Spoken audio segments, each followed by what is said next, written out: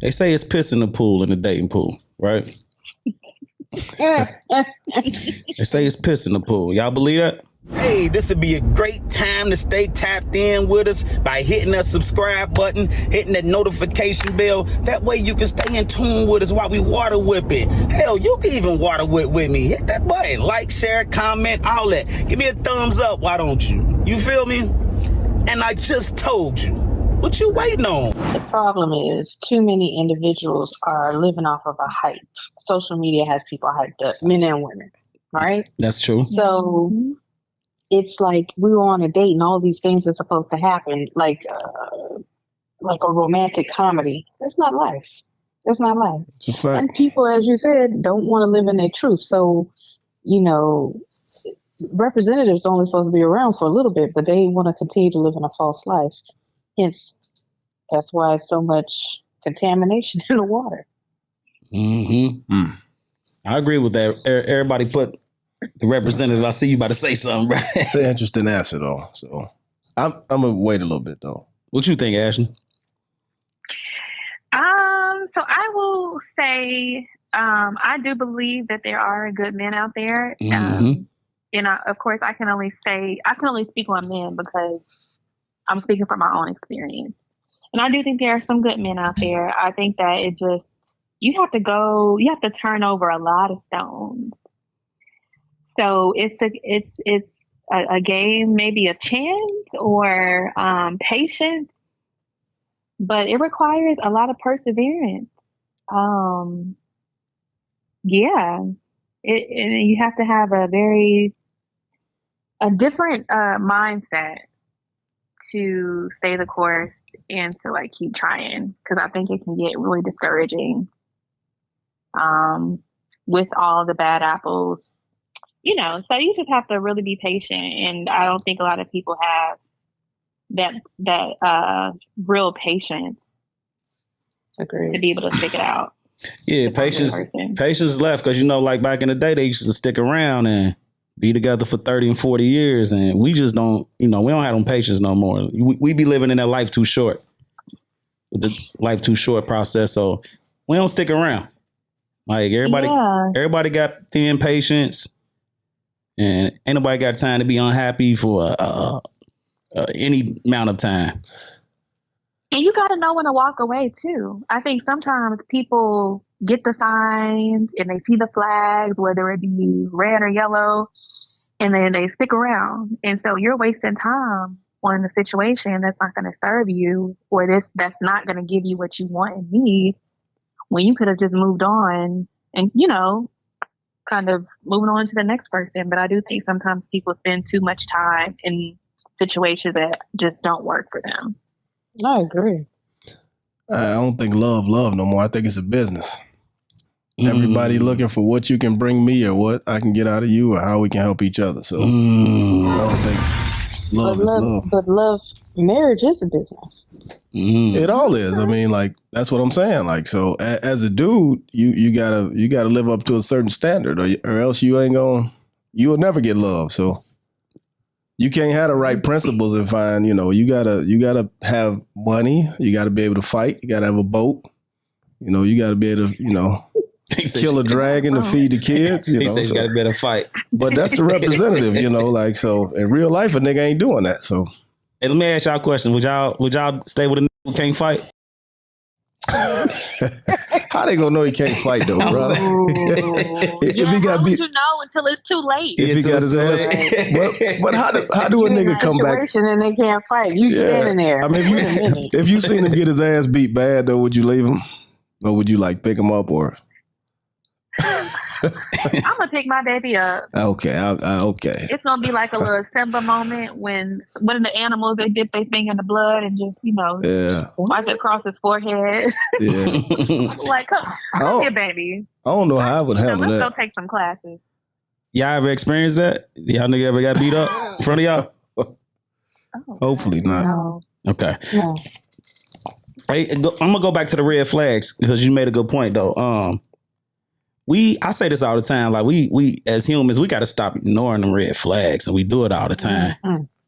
We do it all the time. We be seeing the signs from day one, day two. We see the signs, and we just be like, yeah, maybe I can change that person, or I think we compromise because love is. I mean, trying to when you like somebody, you don't see that part, so you want to see the positive. But I honestly don't think that'll change. But I don't think you can change a person, and the red flags only get worse and worse. So, what you say? I think that there is an interesting dichotomy between people that stay too long and the ones that walk away too quick. Too quick, yeah. Because there's a balance. It is. But I do think that a lot of people either they live on the more extreme of the two, as opposed to being able to find that balance and kind of toe. Right, you either this way or that way. Yeah, I get you. Yeah. For a relationship to truly work, do y'all believe the man has to love the woman more than she loves him? So we all know that men and women, like they can both love hard and they love differently. Mm-hmm. But I think, unfortunately, whether women realize it or not, we tend to get in situations and sometimes we daydream. And we daydream probably a little early than we should. Guilty. Right? She said guilty. But if you're in a situation where the man loves her more, yeah, that thing will probably go even further because she'll see that. And I think over time, that is what will make her become more comfortable and more willing and accepting of like, okay, I'm okay. But if she loves him more, a lot of times those situations don't work out. And it does, unfortunately, end in heartbreak. It's just my opinion. If you talk to older couples, like they in their 60s, 70s, a lot of times you ask questions. I ask all the time. A lot of older men, the way, they'll tell you it's not easy. It's not going to be peaches and roses and all that stuff. But it's like, when you listen to how they talk about their wife, they're more doting on their wife. For real. And you ask more questions. It's not really asking them, does the husband love the wife more? But it's like the way you hear and listen, because over time, that man, when he picks that right woman, he knows he's really going to go that extra mile. And it's definitely going to pay off for him too. So, yeah, that's my opinion. True story, too. I'm with you on that. You want to elaborate on that? Somebody want? Nah, she right. So I think the man, we gotta wanna love you. You know what I mean? So if we ain't all the way there, you can't make us all the way there. So I do believe the man has to love the woman more. So if she don't halfway like you and you like her, you're gonna go all out to try to make it happen. So she's right. There you go. So everybody agree with that? You too, Ashley? I feel a little bit differently. I guess I can understand where people come from when they say that. But I do think I feel like it's less about love and more so about like dealing with a man that's whole, that's healed, that has the emotional intelligence and like that is coming with the full toolkit when it comes to like relationship skills. And I think that when you're dealing with someone that does have those tools to show up and be a good partner, that it might be perceived as them loving you more when it's just more so them knowing how to navigate and having the skill set to be a good partner, to be a good spouse.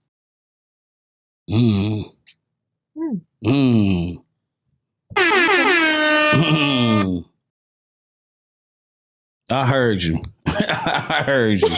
I heard you.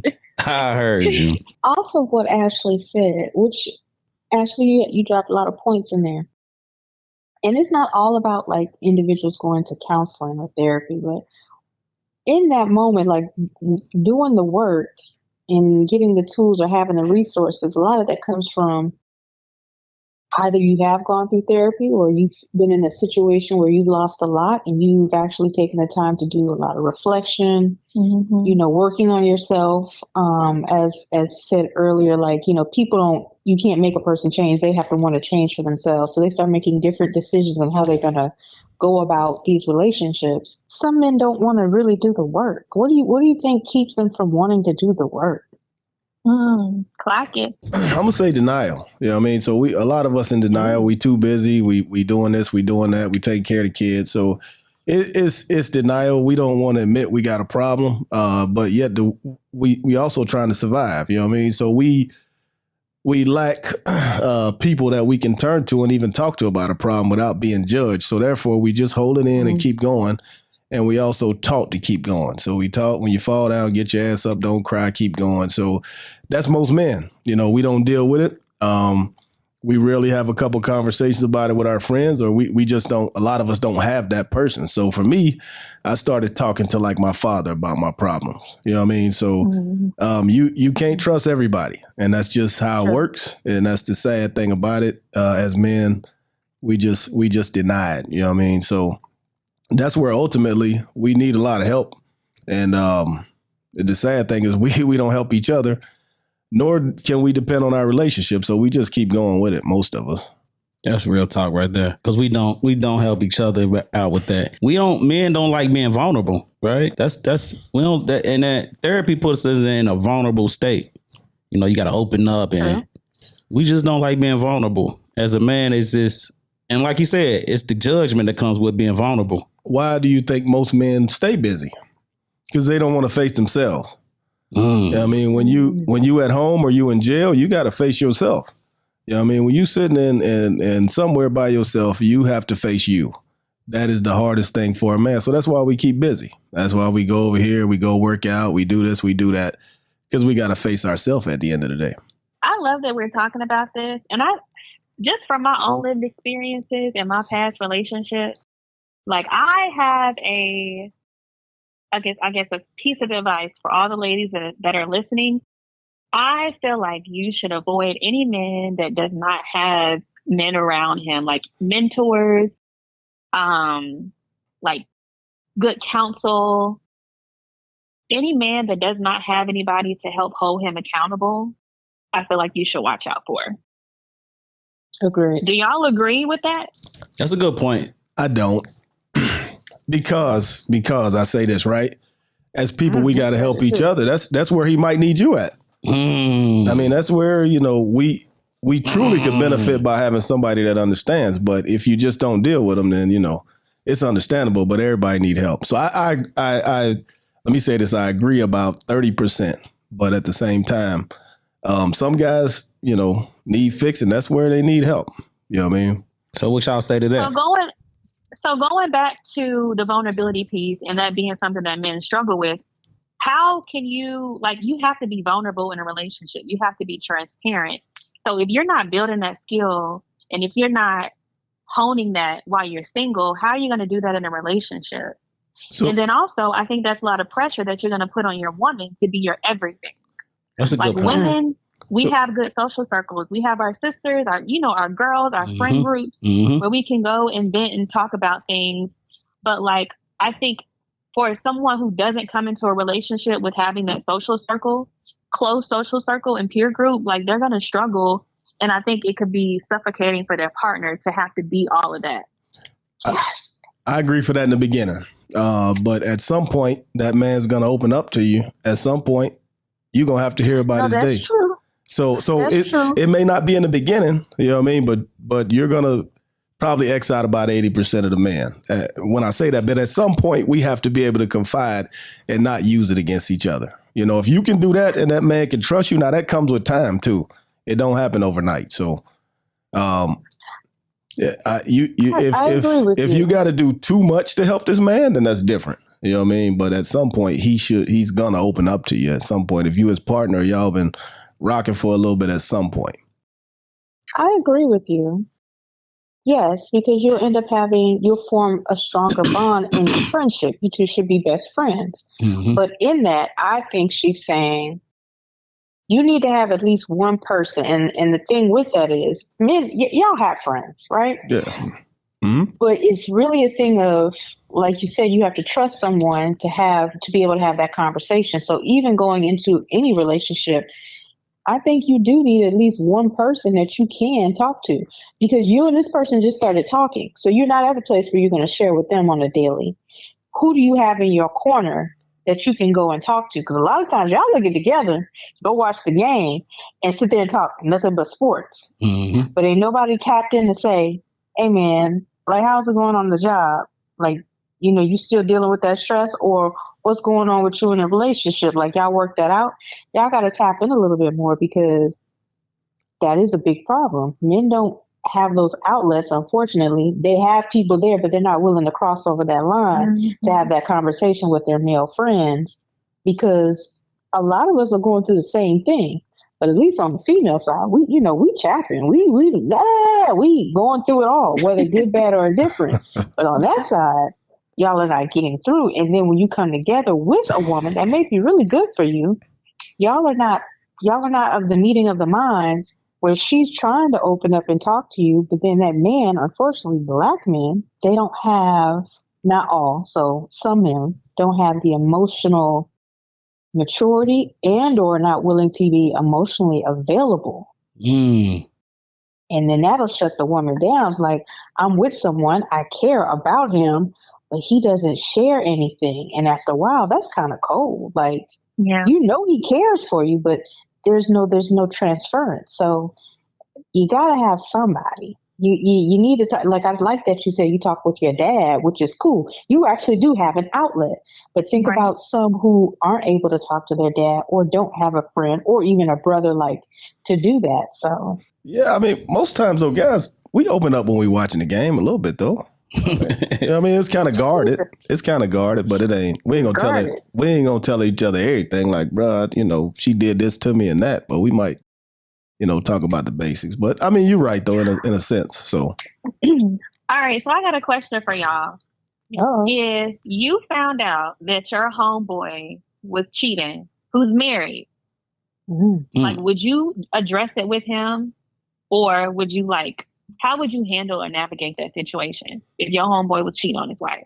I mean, as a friend, I would address it. You know what I mean? As a friend, you got to tell your friend what's right and wrong. So I would encourage anybody that's married to stay married. So, because it's piss in the dating pool, as you say, but as somebody that's been through marriage, I would encourage anybody that's married to stay married. But I would tell my friend, like, if that's wrong, that's wrong. Now, what he do with that after that, that's different. Now, I can't make him do, but that ain't gonna say I'm giving my consent to it. You know what I mean? But I would tell him, Yeah, I think once if he cheating already, I don't think it's nothing I can really tell him. I don't think that's gonna change anything. His mind made up. Me saying it is just me saying it. I do think I would tap into why, bro, what's wrong? You know what I mean? So, but I think I would try to unpeel that, why you doing it? Because something missing. But I think I would tell him. That's a good question, though. I think it's why brotherhood is so important. Like, this is one of those things. Yeah, that's a good question. Like navigating marriage, going through the ups and downs, and being able to talk to your homie about it, and having that outlet outside of your wife. But I know that this is a common thing where, people obviously out here cheating. There are divorces being filed by the minute. That's support that's necessary. So why y'all think the divorce rate so high? Speaking of that. I think a lot of women right now, they're like, I'm over it. For whatever reason, they're over it. And I'm not saying that, right, wrong, or indifferent. I think a lot of people are getting married prematurely, and they're really not having real conversations about certain things. It's just not about your finances.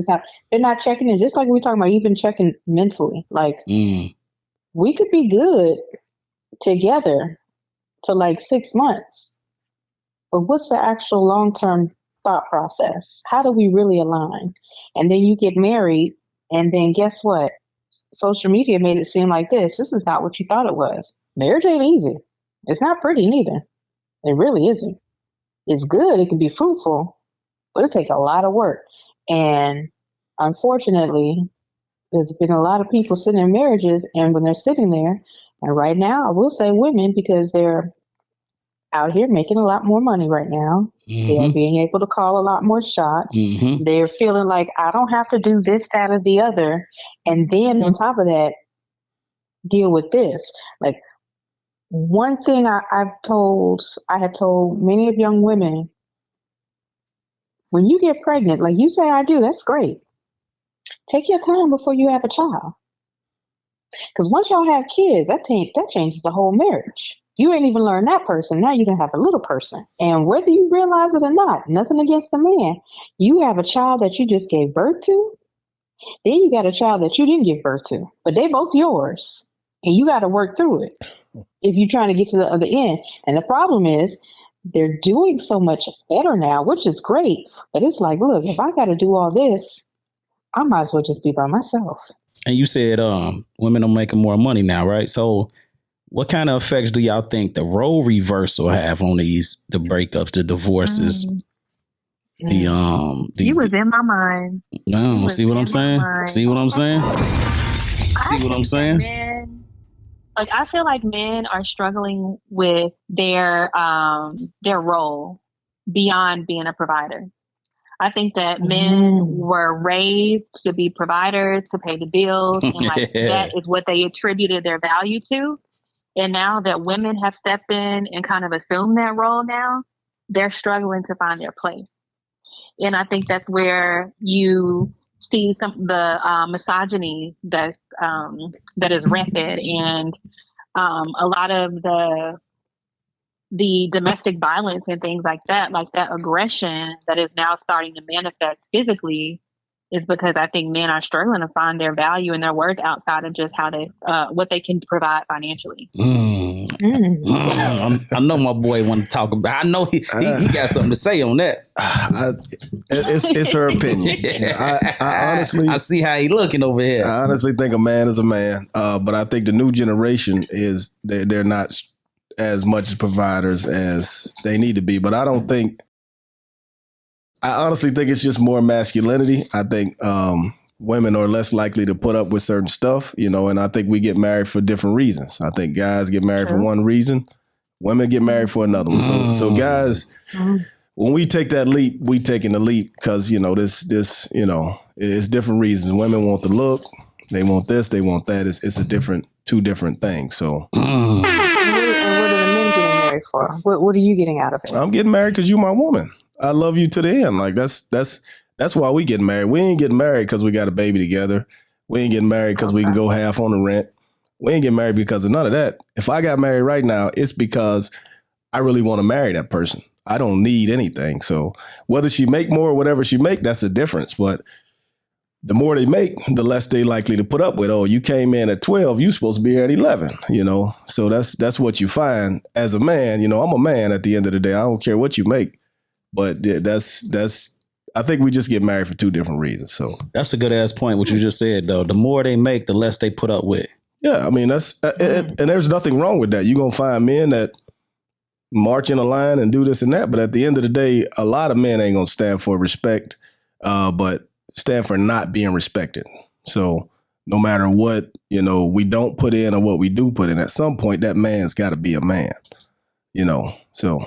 I mean, I agree with you. Are you equating high earning women with disrespect? No, I'm equating high earning women with being in control more. I mean, I'm not saying disrespect, but at some point, the man has to be a man.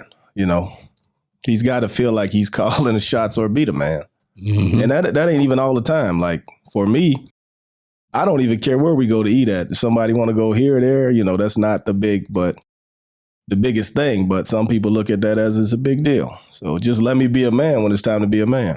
I think women that's high powered, I think they just have a problem, and maybe I'm being a little too harsh on the word problem, but I just think they got a problem with taking off that hat when they come home.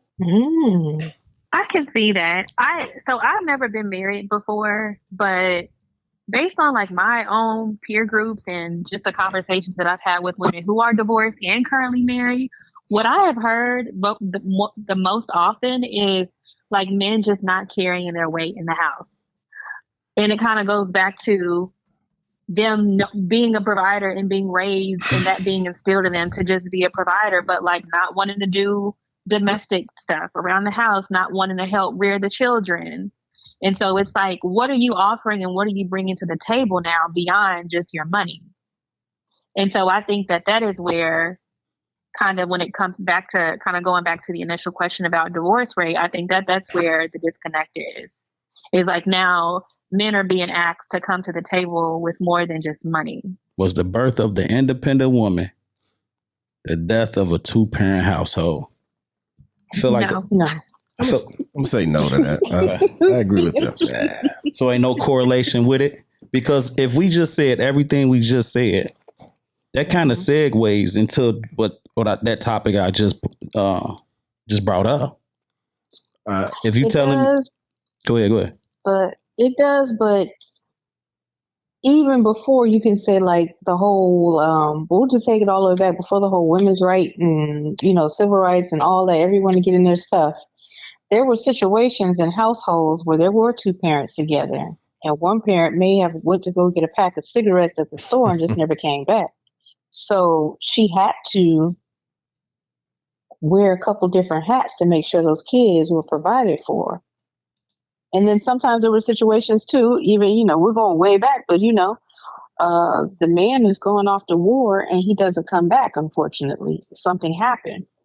She's got to step up again. So I don't think that's the death. Even if you move it forward, most women do not sit there and have kids to do it on their own. Mm-hmm. But some younger women now are at a place before they even get the kid. Let me do a couple of these things that are on my I want to do, be, and conquer list before I partner with someone else and then have a kid. So I don't think it's a death of the independent woman being a death of a 2-parent household. I'm actually thinking more of the independent woman in this age is kind of stalling out, people coming together and like getting married a little sooner in life versus later. Mm-hmm. So at some point, something changed though. Something killed the 2-parent household.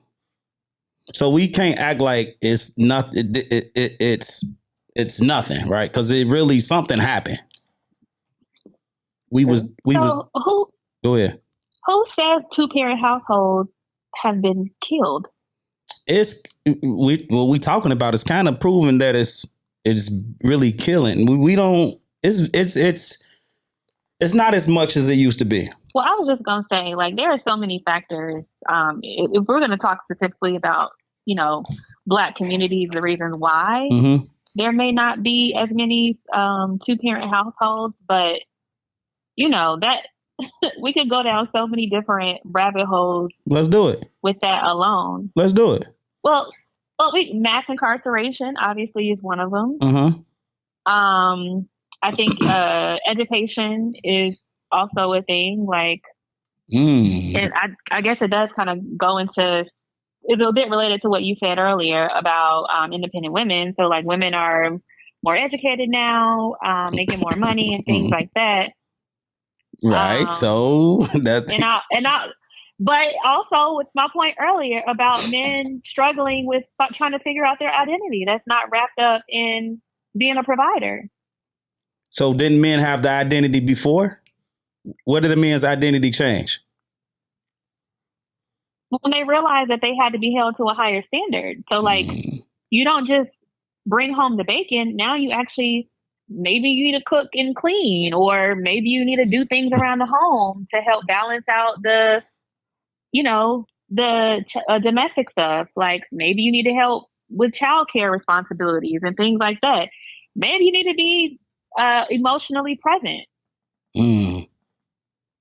That's a good point on the emotional side. I'll give you that one. I think things like child support killed the 2-parent. I think it's just in general. Things like that killed it. So it's too easy to go on without the man. It's too much, And at the same time, as men, it's become normal to leave, So this generation is going through, kind of what we saw. So you got most kids now grew up in the crack age where, you didn't have both parents and one parent left. So it's just different. But I think programs like that killed a single household in general. So. And I'm not saying something's wrong with child support. Don't get me wrong, but things like that are not to make 2-family households. I don't think a woman being independent has killed it. I think it's been other factors. I think anything sexual discipline. Yeah, I mean, you're right. That's a part of it. Yeah.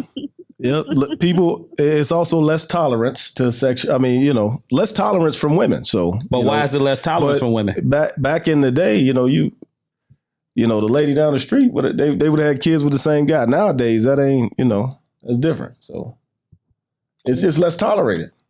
I mean, you cheat now, you done. Because the woman is very independent now. Nah, I just think it's less tolerance. I don't think it has nothing to do with independence. Okay. Society frowns on that. I think women are also more happier than they were back in the day. Like, there's a lot of miserable women, depressed women. How though? How you feel like that were being beat on? Talk about it. Doors. Talk about it. Talk about it. And they couldn't leave because they were tied to this man financially. Good point. So I guess that brings us back to independence again. That's what I'm saying. The birth of the independent woman. Or men could just meet us where we are. Like, women are evolving. Women are evolving. We are really striving to be our best selves. We are healing. Women are in therapy, getting help. I think that this moment in time is just really calling men to, like, just be more. And you're either going to answer to that call or you're not. See that? He's done. If he don't, is he done? How long you going to wait on him to answer to that call? So let me ask this question too. Wait. She didn't answer the question though. Does he get 30 days, 60 days, a year? What does he get to answer the call? How long he get? I don't know. That's an individual journey that everybody has to go through. Yeah. But I think it's our life duty, it's our calling to try to be our best selves, and, like, we have to grow. Understood. Yeah. All right. So I was going to throw this as a piece of maybe why there's such a disparity between, like, where women are when it comes to growing, and men. But I think, in this day and age, we talk a lot about therapy and growth and mental health. I think there's an epidemic of Black men right now with mental health issues because they have been raised and or told you have to be hard, you have to do this, you have to do that, you don't show emotion. Think about, like, sports, all the things, so you don't get to express yourself, right?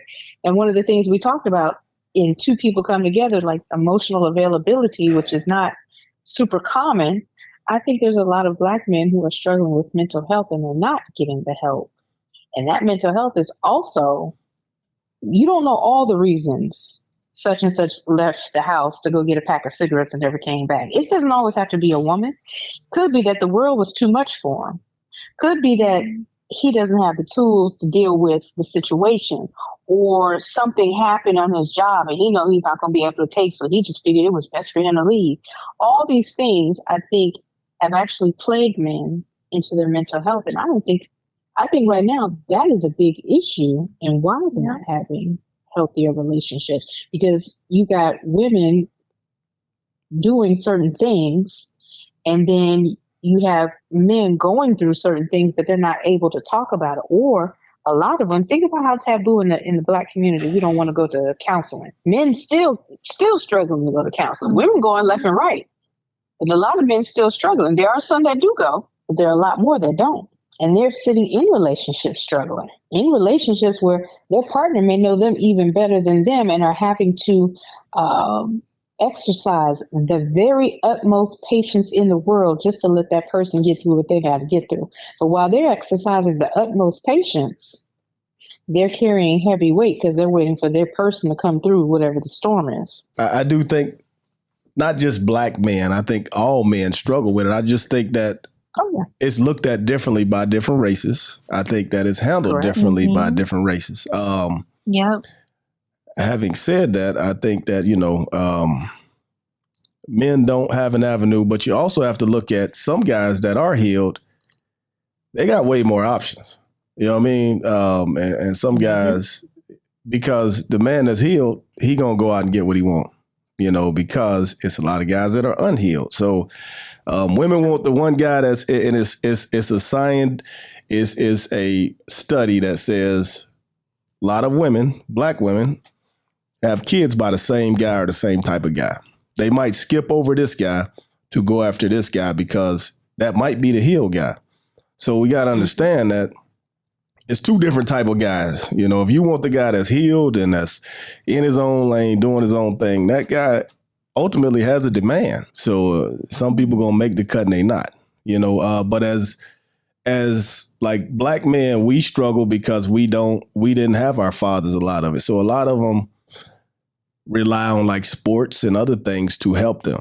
And that's where kids are wrong. That's where people are wrong, is the kids don't go through those tests and they don't know how to relate because mothers raised them up to a certain point. And nothing wrong with mother raising them. But at some point when that young man turns about 13 or 14, he needs a man because he's trying to figure himself out. And that's where the tailspin begins. It starts there and then it just keeps going. Because when you hit adulthood now, you can't show emotions, or you too emotional. If he expresses himself, oh, this nigga too emotional, he this. If you don't express yourself. So it's hard to find that balance of when you can and when you can't.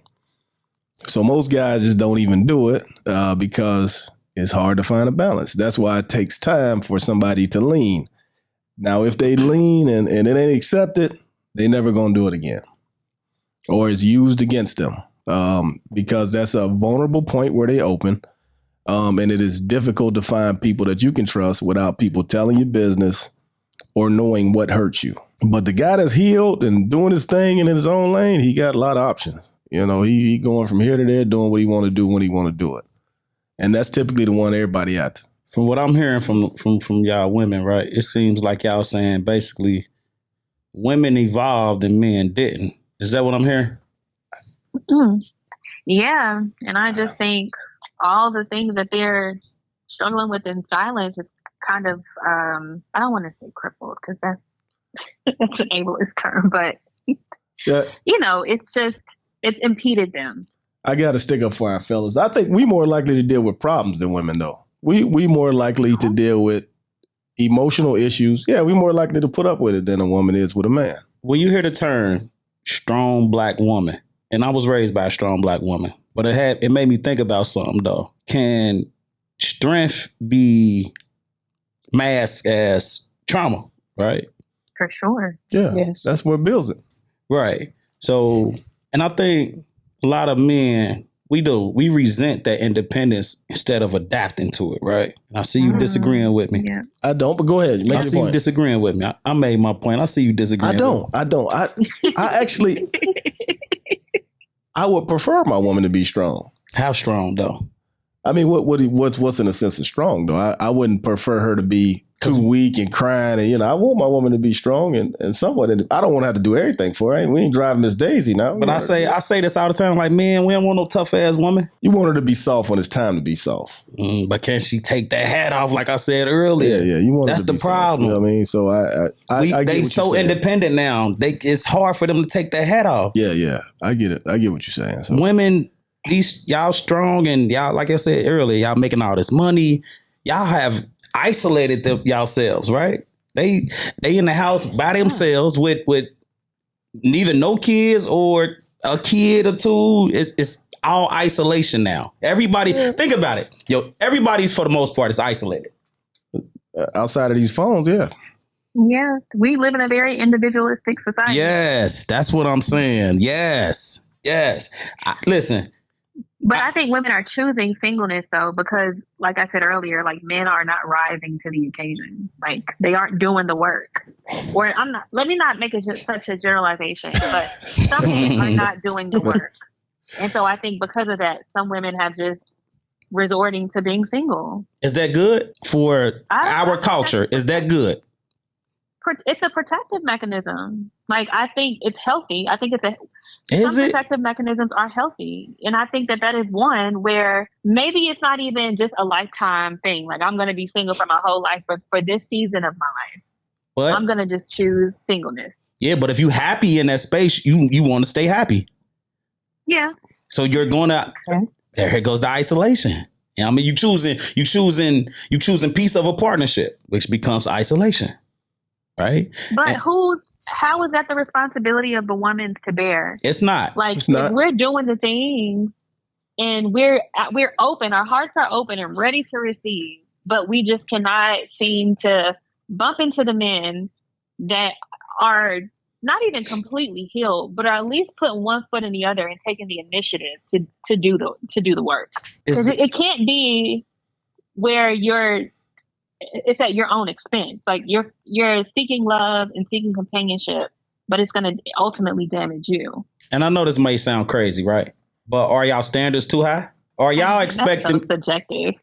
Yeah, but I mean, I ain't saying don't have standards, right? Standards are good, but walls ain't. Y'all putting up walls. It's a difference. Oh. Nah, it's a difference. Yeah, okay. It's a difference. It is. It's high standards and it's walls. So it's willing to, if you meet a guy that's willing to try to fight through them walls, it's probably a keeper. But most guys that walls are good. Yeah. I mean, but most of us ain't gonna. Yeah, if I got my shit together, I ain't. Listen, that wall. Hey, it's a. How do we get this shit back? It's a little fence over here. Yeah, I mean, I'm gonna go to the. I'm going to the lower wall. Yeah, but so. Y'all believe we need each other, right? I know y'all believe that. We need each other. Men and women need each other. Oh yeah. How we get this shit back? Everybody isolated.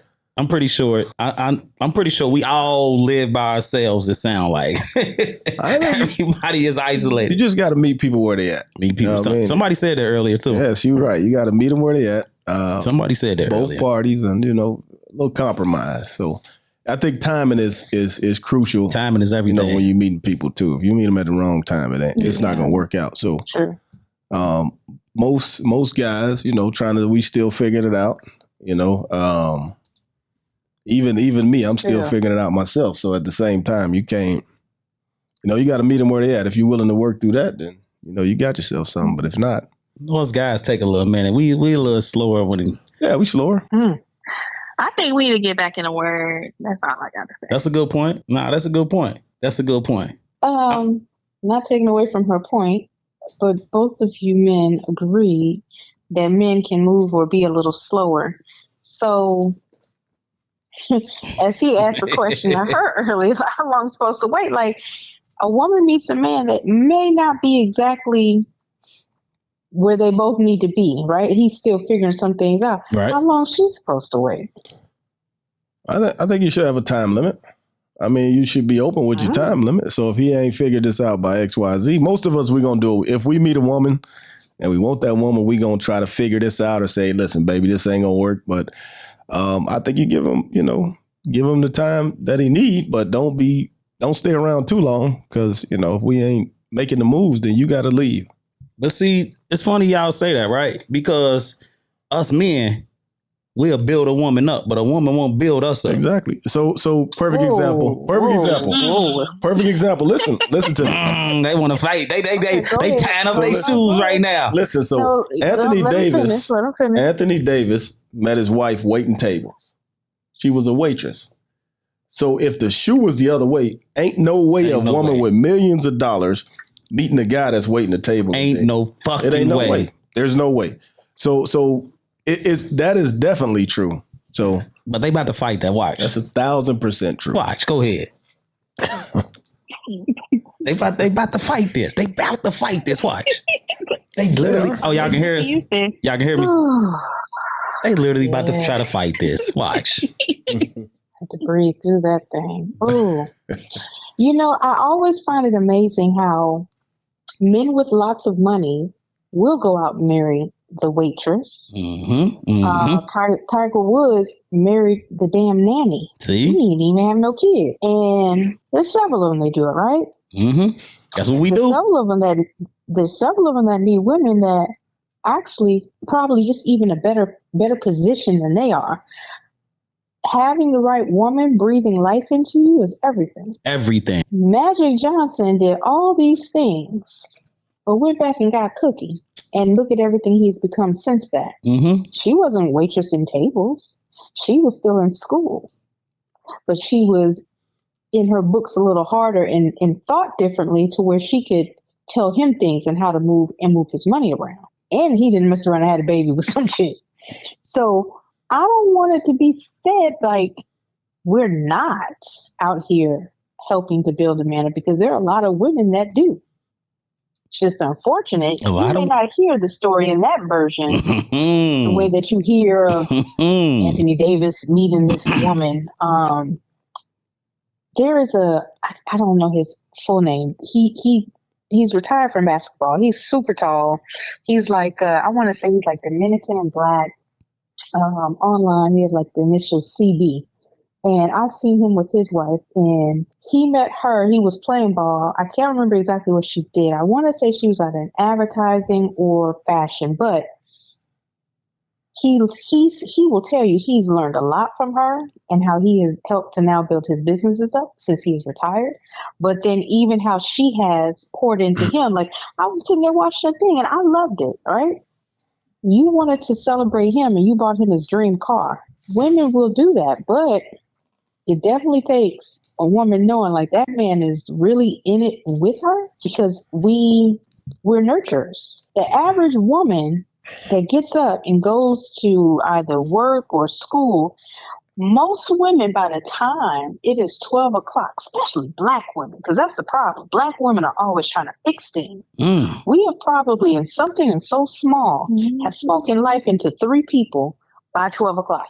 And then turn around, who spoke life into her? So I understand and hear what you're saying, but I think that's why they always say, what's the saying? Even in the Bible, when you find a wife, you find a good thing. You marry the right woman, or you get the right woman, she's going to elevate you beyond belief. It ain't even got nothing to do with money. Most men, all they really need to know is somebody's in their corner and encouraging them. Because guess what? Probably the only other woman that was encouraging them like that was their mama. True. We do. But you helped me make my point. It's rare. I have one thing. It's rare. Go ahead. Well, I was just going to say, I think that the women who have helped to build a man that was not their husband, and that's the key thing, there's a limit to what I'm willing to pour into you if we are not under a covenant. But the women that do that out of order, and that's why I say we got to get back in the word, because we all out of sequence, it's come back to bite them. It don't usually work out in your favor when you do too much investing in and pouring in and uplifting the man that's not your husband. But damn, we do this shit all day. Yeah, it's an investment both. More 9 out of 10, we hold in the bag when it don't work out. What was you about to say? Go ahead. From my own experience, I did that once before with my daughter's dad, like helped him start a business and things like that. And it didn't work out for me well. And I think that sometimes that can be a lot of people's experiences. You know, I've done that, tried to help somebody out, help them get their footing and things like that. And it doesn't work out. And so I do think that there are, just kind of repeating what I said earlier, like there are limits to it. There are certain things that I will do and will accept, or just, there has to be some guardrails there. Like the guy has to come with something. Like you got to have some drive, some ambition, something that you're working toward. I got to see that you're actually taking the steps before I'm going to go just all in with like supporting you in your thing. Yeah, I agree with that. I don't think you should be. I do think you should be kind of married or something. Like you can't. So I agree with that. Yeah. Be quiet. That's a sore subject. I'm be quiet. I think you should be. Is it kind of married, and he should be making the steps to make it happen too. So. Correct. And just so you know, it's a sore subject because, as you made the comment, like it's a special type of woman and it's an investment. So I've been married before and I've seen something in my ex-husband. And before we were married, I was encouraging. I was showing him things and he showed me things too. But I know I was pushing him because these are the things that he said he wanted to do. So he grew a lot and we said, I do. And we both grew even more. But in the end, as Ashley made the comment, I think you made the comment that men end up holding the bag when it don't work out. Nah, it didn't work out. And I tried to walk away amicably, like, okay, you got this, I got this, let's just go. I think I deserve some money. Oh no, it didn't work out well there. So you say it took me a long time to get over that. It took me a long time because when you met me, you had an apartment and a car. When you got with me, you had 2 houses, 4 cars, and more money in the bank. And then when we decided to go separate ways because you didn't want to go to counseling, you didn't want to do the work, and you wanted to continue to be emotionally unavailable, even at the behest of listening to your family members. And you still wanted something because you thought, if I'm going to do anything, I'm going to hurt her financially. And it hurt me financially. But I stood 10 toes down and I had to rebuild myself up. But that was also help to my community. So he grew, then y'all grew apart. Mm-hmm.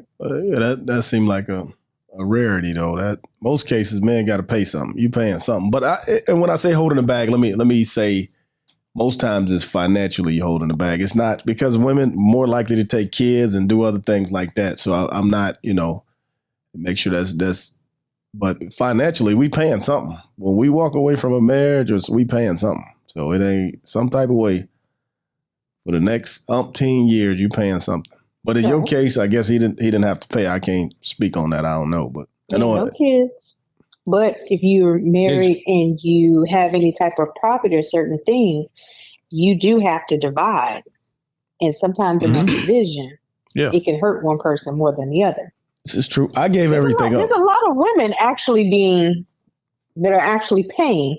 And if you think about it, I know that now I think about it, he's going to make a comment about the independent woman. They are willing to pay to have peace. So if I got to pay that extra $1 to get out of whatever this is, I'm about to pay this check. That's that role reversal. That's that role reversal. Men been doing that shit for centuries. But to me, that's a weak man. So if you left a situation and you expected her to pay you, that's not a man. He wasn't in it for the right reason anyway. So it should have been red flags anyway. But yeah, that's not a. Did you hate him for that? Hate? That's a strong word. Yeah. It sounded like that was a strong situation. I was tight. Like, don't nobody need to say that name. Don't nobody need to ask about him. No, nothing. Right. Nothing.